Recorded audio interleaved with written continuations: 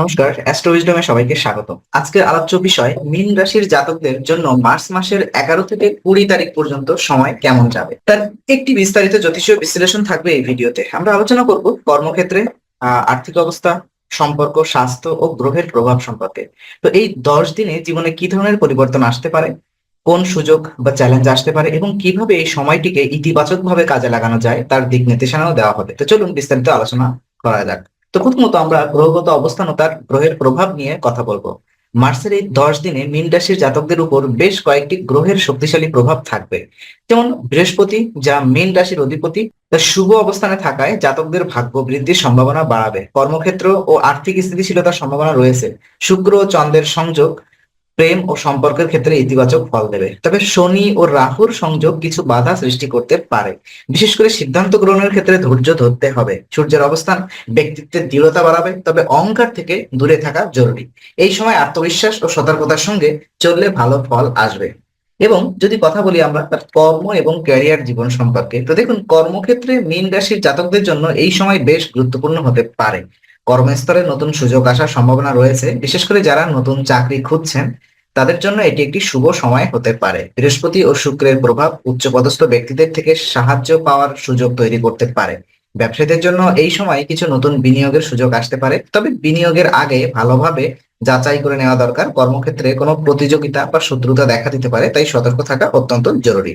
অর্থ ও সম্পদ নিয়ে যদি আমরা কথা বলি, তো আর্থিক দিক থেকে মীন রাশির জাতকদের জন্য এই সময় কিছুটা মিশ্র ফলাফল বয়ে আনতে পারে। বৃহস্পতি শুভ অবস্থানে থাকায় আয়ের নতুন সুযোগ তৈরি হতে পারে, বিশেষ করে যারা ফ্রিল্যান্সিং বা সৃজনশীল কাজের সাথে যুক্ত আছেন। তবে তাদের জন্য এটি একটি ভালো সময়। তবে রাহু ও শনি কিছু অপ্রত্যাশিত খরচ আনতে পারে, তাই অর্থ সংরক্ষণ করা খুব প্রয়োজন হয়ে পড়েছে আপনার জন্য। বিনিয়োগের বিষয়ে সতর্ক থাকা জরুরি, কারণ হঠাৎ কোনো আর্থিক ঝুঁকি দেখা দিতে পারে।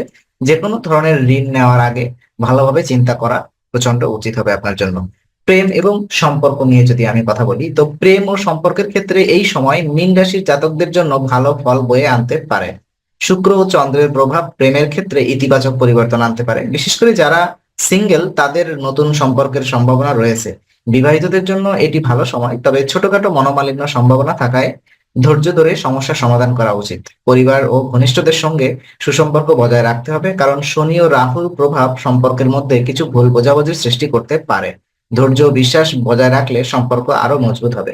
চলুন আপনার স্বাস্থ্য এবং মানসিক অবস্থা নিয়ে যদি আমি কথা বলি, তো স্বাস্থ্যগত দিক থেকে মীন রাশির জাতকদের এই সময় কিছুটা সতর্ক থাকতে হবে, কারণ অতিরিক্ত কাজের চাপের কারণে মানসিক অবসাদ ও স্ট্রেস দেখা দিতে পারে। শনি ও রাহুর প্রভাব অনিদ্রা বা মানসিক অস্থিরতার কারণ হতে পারে, তাই ধ্যান ও যোগ ব্যায়ামের সাহায্য নেওয়া উচিত। খাদ্যাভ্যাসের দিকে নজর দেওয়ার জরুরি, বিশেষ করে হজম সংক্রান্ত সমস্যা দেখা দিতে পারে। পর্যাপ্ত বিশ্রাম ও সঠিক খাদ্য গ্রহণ করলে শারীরিক সুস্থতা বজায় থাকবে। তো শুভ অশুভ দিন ও পরামর্শ নিয়ে কথা বলতে চাই। তো এই সময় শুভ দিনগুলো হলো 12, 17 ও 27 মার্চ। আমি আবারও বলি, এই মাসে এই প্রথম মধ্য 10 দিনে আপনার শুভ দিনগুলো হবে 12, 17 ও 20তম মার্চ পর্যন্ত। যে কোনো গুরুত্বপূর্ণ কাজের জন্য এই দিনগুলোকে বেছে নেওয়া ভালো। 13 থেকে 18ই মার্চ কিছুটা চ্যালেঞ্জ হতে পারে, তাই বড় সিদ্ধান্ত নেওয়ার ক্ষেত্রে সতর্ক থাকা উচিত। শুভ রং হলো হালকা সবুজ ও নীল, যা পরিধান করলে ভালো ফলাফল আসতে পারে। হালকা সবুজ অথবা নীল রং, এটা আপনার শুভ রং। এই রঙের পোশাক পরিধান করলে আপনার জন্য শুভ ফলাফল বয়ে আনতে পারে। এবং 13 তারিখ এবং 18 তারিখ বিশেষ চ্যালেঞ্জিং সময় হবে, যে তারিখ দুটো আপনাকে অবশ্যই সচেতন ভাবে চলার চেষ্টা করতে হবে। তো বিশেষ পরামর্শ এটাই থাকবে, ধৈর্য ধরে সিদ্ধান্ত নিন, অহংকার ও অতিরিক্ত আত্মবিশ্বাস থেকে দূরে থাকুন। মানসিক প্রশান্তির জন্য ধ্যান ও যোগ ব্যায়াম করুন। অপ্রয়োজনীয় খরচ থেকে বিরত থাকুন, পরিবারের সঙ্গে সময় কাটান। এই 10 দিন মীন রাশির জন্য চ্যালেঞ্জিং হলেও সঠিক পরিকল্পনা ও ধৈর্যের মাধ্যমে ভালো ফলাফল পাওয়া সম্ভব।